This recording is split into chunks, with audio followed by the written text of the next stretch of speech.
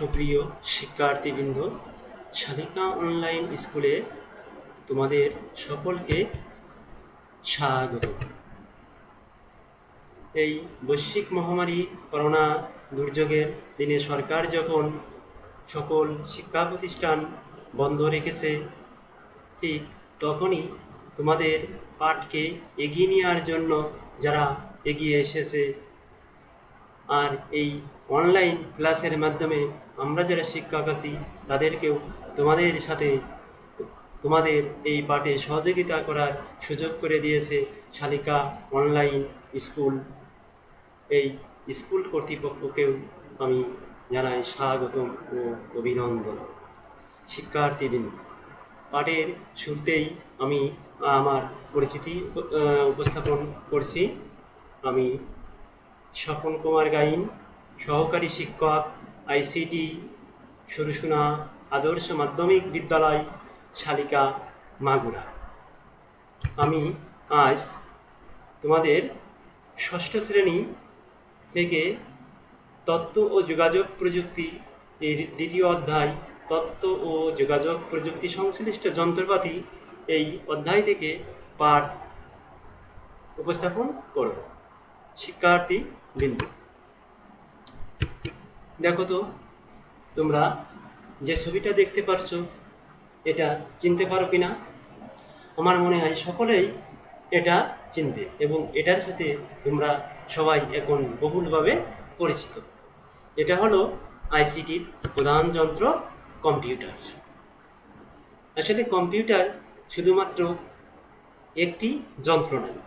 দেখো, এখানে পৃথক পৃথক অনেকগুলো ডিভাইস রয়েছে বা যন্ত্রাংশ রয়েছে, যেমন CPU, monitor, mouse, keyboard, speaker, এরকম আরও অসংখ্য ডিভাইস বা কম্পিউটারের যন্ত্রাংশ রয়েছে।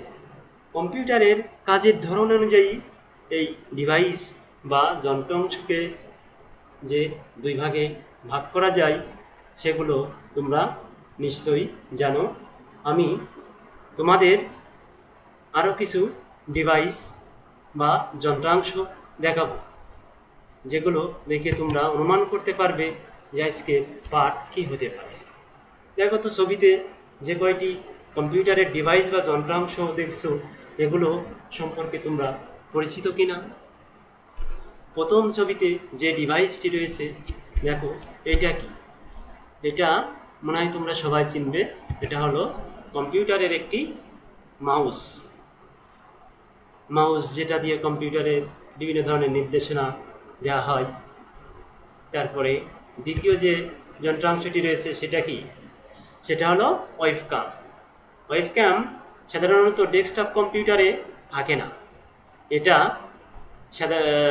ল্যাপটপে দেখা যায়। ল্যাপটপের সাথে এটা সংযুক্ত থাকে। তারপরে যে যন্ত্রাংশটি রয়েছে সেটা হলো কম্পিউটারের কিবোর্ড, যেটার কম্পিউটারে বহুল ব্যবহার রয়েছে। তারপরে মাঝখানে যে যন্ত্রটা রয়েছে, এই যন্ত্রটার সাথে আমরা মনে হয় সকলেই খুব বেশি পরিচিত, কারণ এই যন্ত্রটা আসলে কম্পিউটার ছাড়াও আরও অন্যান্য যেমন মাইক ব্যবহার করা হয়। তাই এই যন্ত্রটা কি তোমরা কি বলতে পারবে? এটা হলো মাইক্রোফোন। এরপরে মাইক্রোফোনের নিচের দিকে বাম পাশে যে যন্ত্রটা রয়েছে সেটা কি তোমরা কি বলতে পারবে?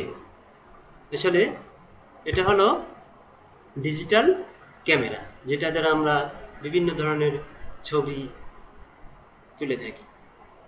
আর সবশেষে ডান পাশে কোণায় যে ছবিটা রয়েছে সেটা কি তোমরা কি বলতে পারবে?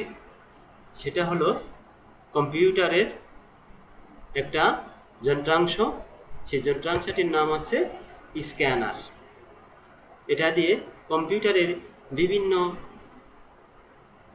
হাতে লেখা ডকুমেন্ট বা হাতে আঁকা ছবির প্রতিলিপি কম্পিউটারে নেওয়া হয়ে থাকে। শিক্ষার্থী বন্ধু, তাহলে তোমরা কি অনুমান করতে পারছো যে আজ আমাদের পাঠের বিষয় কি? আমি আজ আমাদের পাঠের বিষয় হলো কম্পিউটারের ইনপুট ডিভাইস। তাহলে শিক্ষার্থীবৃন্দ, তোমরা কি কম্পিউটারের ইনপুট ডিভাইস কাকে বলে এটা বলতে পারবে?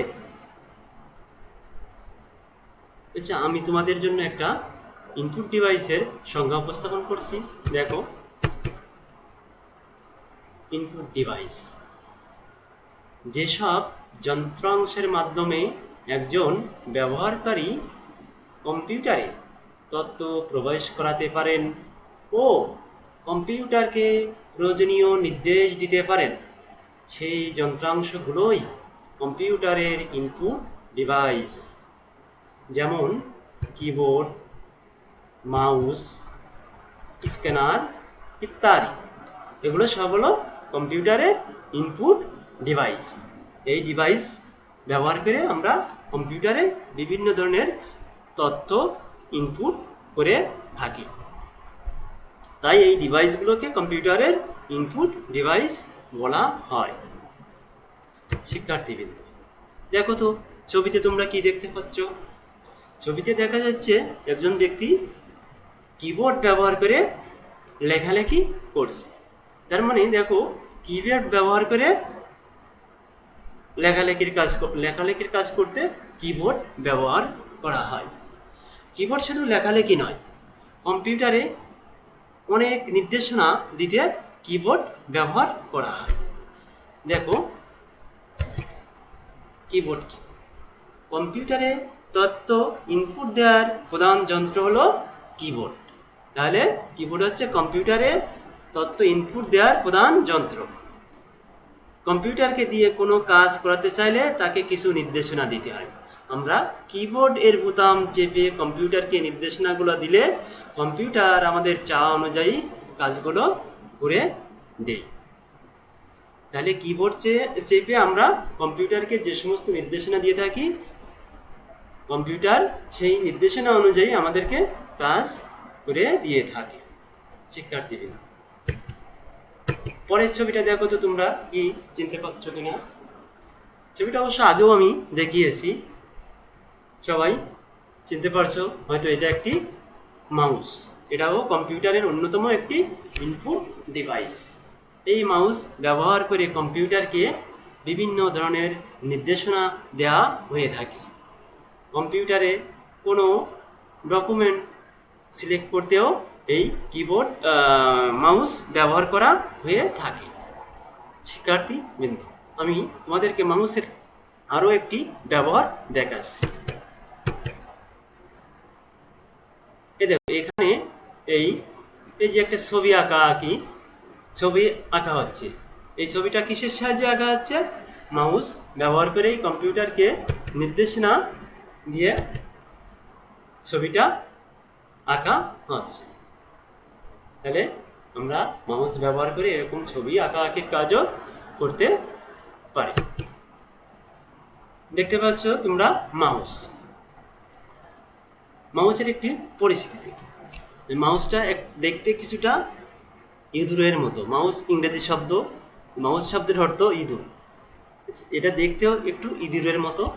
যে মাউসের দেখো মাঝখানে একটা চাকা রয়েছে আর দুই পাশে দুটো প্রান্ত রয়েছে, যা হাতের মধ্যে রেখে আমাদের কম্পিউটারকে বিভিন্ন ধরনের নির্দেশনা দিতে হয়। তা মাউসের ওই চাকার বাম পাশের প্রান্তকে বলা হয় লেফট বাটন এবং ডান পাশের প্রান্তকে বলা হয় রাইট বাটন। আর মাঝখানে যে চাকার মতো অংশটি রয়েছে সেটাকে বলা হয় স্ক্রল। স্ক্রল ঘুরিয়ে আমরা পর্দায় যে কোনো ডকুমেন্টকে সরাতে পারি। পরবর্তী ছবিটা দেখো। এই ছবিটা দেখে তোমরা কি অনুমান করতে পারছো এটা কি? আসলে এটা হলো কম্পিউটারের অন্যতম একটা ইনপুট ডিভাইস, স্ক্যানার। স্ক্যানারের কাজ কি তোমরা কি জানো? আসলে কম্পিউটারে কোনো ডকুমেন্টের প্রতিলিপি ইনপুট করানোর কাজে আমরা স্ক্যানার ব্যবহার করে থাকি। আমি এখন তোমাদের কিভাবে একটি স্ক্যানার ব্যবহার করে কম্পিউটারে প্রতিলিপি নেওয়া যায় সেটা দেখাবো। এটা হলো একটা স্ক্যানার কম্পিউটার। এই স্ক্যানারের সাথে কম্পিউটারের সংযোগ দিলাম। দেখো ওই স্ক্যানারে যে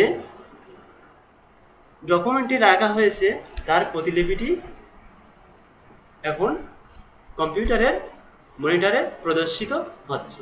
এবার আমরা এই প্রতিলিপিটি কম্পিউটারে নিয়ে সেটাকে আবার বাইরে ছাপিয়েও দেখতে পারি। দেখো এই যে একটা কম্পিউটারের উন্নত আরেকটা ডিভাইস আছে প্রিন্টার। এখন প্রিন্টারের সাথে কম্পিউটারে সংযোগ দিলাম, তারপরে ওই ছবিটি প্রিন্টারে হুবহু ছাপা হয়ে বেরিয়ে আসছে। তাহলে স্ক্যানার দিয়ে আমরা কি করতে পারি? স্ক্যানার দিয়ে আমরা যে কোনো প্রকার ছবি, মুদ্রিত বা হাতে লেখা কোনো ডকুমেন্ট অথবা কোনো বস্তুর ডিজিটাল প্রতিলিপি তৈরি করার যন্ত্রের নাম হচ্ছে স্ক্যানার। শিক্ষার্থীবৃন্দ, আজ তোমাদের একটি বাড়ির কাজ দেওয়া হচ্ছে। বাড়ির কাজ হলো যে কম্পিউটারের এরকম আরো অসংখ্য ইনপুট ডিভাইস আছে। যে সমস্ত ইনপুট ডিভাইস আছে তার একটি তালিকা করে আনবে। তোমরা বাড়ি থেকে ইনপুট ডিভাইসের কম্পিউটারের ইনপুট ডিভাইসের একটি তালিকা করে আনবে। সবশেষে তোমাদেরকে ধন্যবাদ জানিয়ে আমি আজকের ক্লাস এখানেই সমাপ্ত।